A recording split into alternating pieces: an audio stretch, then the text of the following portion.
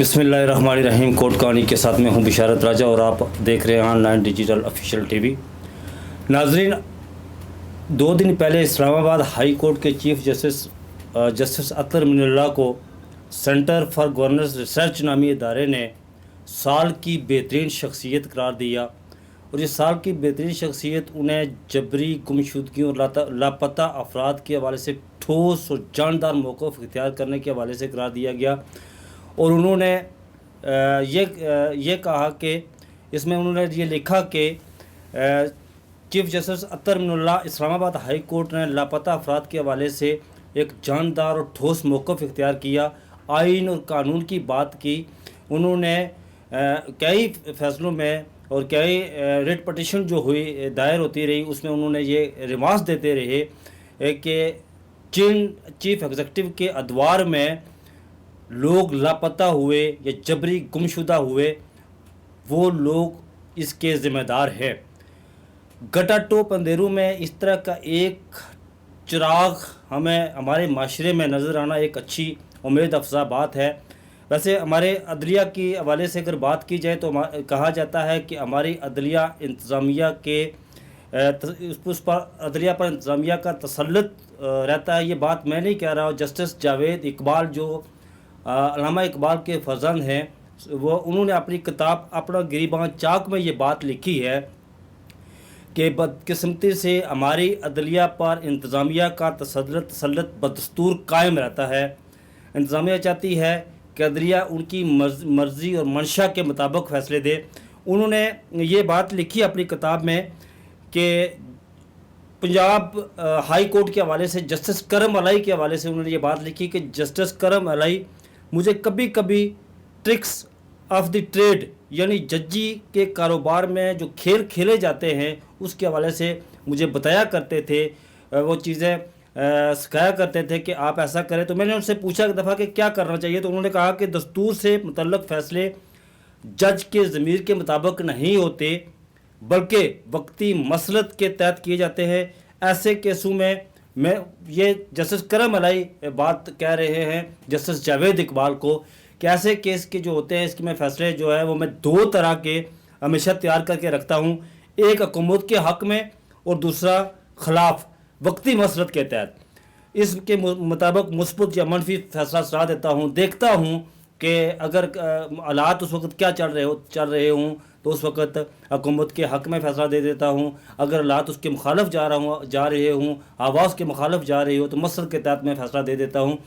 وہ اپنی کتاب میں لکھتے ہیں کہ ہماری عدلیہ کی فاتح خوانی 1958 میں پڑھی گئی، یعنی 158 میں پڑھی گئی، اس لیے کہ اس وقت نظریہ ضرورت کے تحت جو ہے وہ جسٹس منیر نے ایک فیصلہ دیا تھا. اس کے بعد یہ کہا جاتا ہے کہ ہماری عدلیہ نے ہمیشہ انتظامیہ کے تسلط میں رہ کر فیصلے کیے. انہوں نے کبھی بھی آئین اور قانون کے مطابق فیصلے نہیں کیے.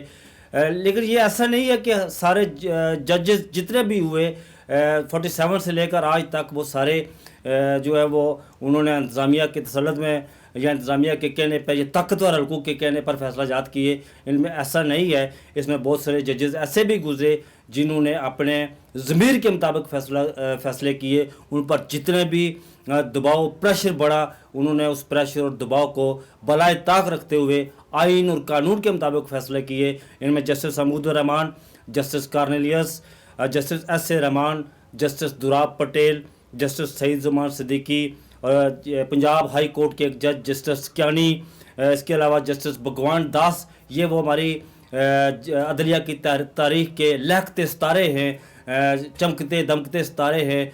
یہ ہماری عدلیہ کی تاریخ کے لہکتے استخارے ہیں جنہیں آج بھی یاد کیا جاتا ہے کہ انہوں نے کسی بھی قسم کی کوئی دباؤ کو قبول نہیں کیا. وہ دباؤ خواہ جی ایچ کیو کی طرف سے ہو یا اس وقت کوئی بھی انتظامیہ کی طرف سے ہو، انہوں نے دباؤ کو قبول نہیں کیا. انہوں نے آزادانہ فیصلے دیے، آئین اور قانون کے مطابق اور اپنے ضمیر کے مطابق فیصلے دیے جو اس وقت بنتے تھے. اس کے علاوہ بہت دفعہ کئی بار ایسا ہوا کہ ہمارے عدلیہ کے معزز جسٹس صاحبان کو قتل کی دھمکیاں بھی ملتی رہی، ان پر حملے بھی ہوتے رہے، لیکن اس کے باوجود وہ ڈٹے رہے. ان میں جسٹس پرویز علی شاہ کا نام آتا ہے جو پنجاب ہائی کورٹ کے جج تھے، اور انہوں نے ممتاز علی قادری کے حوالے سے فیصلہ دیا تو اس پر کچھ مذہبی حلقے ناراض ہوئے، تو ان کے دفاتر میں بھی ان کے دفتر میں بھی حملہ کیا گیا، توڑ پھوڑ کی گئی۔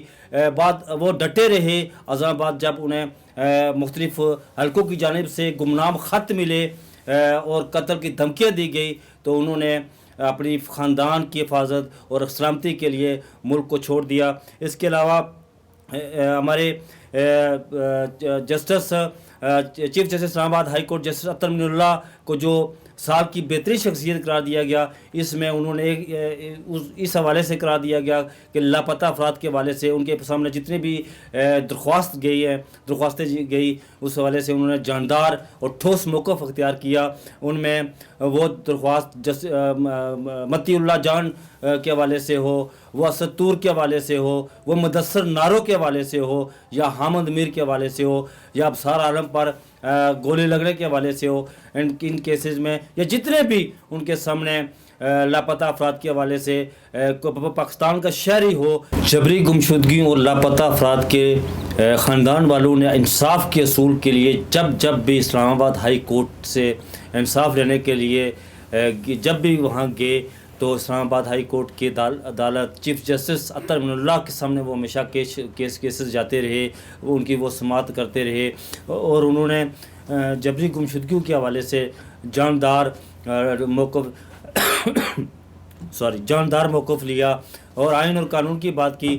ابھی حال ہی میں مدثر نارو کے حوالے سے اس کیس کی سماعت کرتے ہوئے انہوں نے اٹارنی جنرل آف پاکستان کو یہ بات کہی تھی کہ آپ مدثر نارو کے خاندان والوں کو وزارت پاکستان سے ملوائیں، ان کے سامنے یہ معاملہ لے کر جائیں۔ مجھے یقین ہے کہ وہ مدثر نارو کے خاندان کی بات سنیں گے، اور اگر اس معاملے میں کہیں ریاست انوالو نہ ہوئی تو وہ اس پر فوری طور پر ایکشن لیں گے۔ تو پھر اٹارنی جنرل پاکستان نے اسلام آباد ہائی کورٹ کے احکامات کو مانتے ہوئے مدثر نارو کے خاندان کو وزارت پاکستان سے ملوایا۔ وزارت پاکستان نے اس خاندان کی بات سنی۔ اس حوالے سے ابھی آگے سماعت ہونی ہے تو اٹارنی جنرل پاکستان جا کر عدالت کے سامنے بات رکھیں گے کہ ہم نے مدثر نارو کے خاندان کو وزارت سے ملوایا ہے، وہ ساری حقائق جا کے عدلیہ کے سامنے رکھیں گے۔ اس حوالے سے اسلام آباد ہائی کورٹ کے چیف جسٹس اطہر من اللہ کو سال کی بہترین شخصیت قرار دیا گیا۔ یہ ایسا نہیں ہے کہ یہ ہماری عدلیہ کے سارے ججز جتنے بھی جسٹس صاحبان ہیں وہ دباؤ میں آ کر فیصلے کرتے ہیں۔ بہت سی مثالیں دی جا سکتی ہیں کہ ہماری عدلیہ کے بہت معزز ججز صاحبان نے دباؤ کو خاطر میں لاتے ہوئے آئین اور قانون کے مطابق بات کی۔ کئی ججز ایسے بھی ہوئے جنہوں نے جو دباؤ کو برداشت نہ کر سکے اور انہوں نے آئین اور قانون کے مطابق فیصلے نہیں دیے، بلکہ طاقتور حلقوں کے اماء پر جس طرح وہ چاہتے تھے انہوں نے ایسے فیصلے کیے۔ ہماری تاریخ میں یہ کہا جاتا ہے کہ ذوالفقار علی بھٹو نے اسٹیبلشمنٹ سے ٹکر لی تھی، لیکن جسٹس جاوید اقبال اپنی کتاب اپنا گریباں چاک میں لکھتے ہیں کہ ایک فوجی کرنل اس دور میں کسی کرمنل کیسز میں ملوث تھا تو معاملہ اس وقت جسٹس شمیم حسین قادری کے سامنے تھا جو پنجاب ہائی کورٹ کے جسٹس تھے، تو انہوں نے اس کرنل کو بلایا، اس کی سرزنش کی کہ تمہیں ایسا نہیں کرنا چاہیے تھا۔ لیکن جب یہ معاملہ چیف جسٹس ہائی کورٹ اس وقت کے چیف جسٹس ہائی کورٹ سردار اقبال کے علم میں لایا گیا تو بھٹو نے سردار اقبال کو اسلام آباد طلب کیا، اسلام آباد طلب کر کے کہا کہ اپنے جسٹس صاحبان کو سمجھائیں، ان کو سنبھالیے کہ ہم ابھی جنگل سے باہر نہیں نکلے۔ تو اس پر جسٹس سردار اقبال نے جو چیف جسٹس تھے پنجاب ہائی کورٹ کے اس وقت بھٹو کے دور میں، انہیں واپس جا کر جسٹس شمیم قادری کو بلایا اور ان کے سامنے ساری بات رکھی۔ تو جسٹس جاوید اقبال لکھتے ہیں کہ وہ اتنے خوف زدہ ہوئے کہ وہ سیدھے اس وقت کے chief of army staff general commander in chief ہوتے تھے، چیف آف آرمی اسٹاف نہیں، اس وقت کمانڈر ان چیف ہوتے تھے، جنرل ٹکا خان کے پاس جا پہنچے۔ وہ لکھتے ہیں شاید جسٹس شمیم قادری نے ان کی درازی عمر کے لیے بکرے کی بھی قربانی دی تھی. یہ بات جسٹس جاوید اقبال نے اپنی کتاب میں لکھی ہے. اس حوالے سے وہ بہت سی باتیں لکھتے ہیں اپنی کتاب میں. جسٹس ایس اے رحمان پاکستان کی تاریخ کے ایک نیک نام جج ہو کر گزرے ہیں.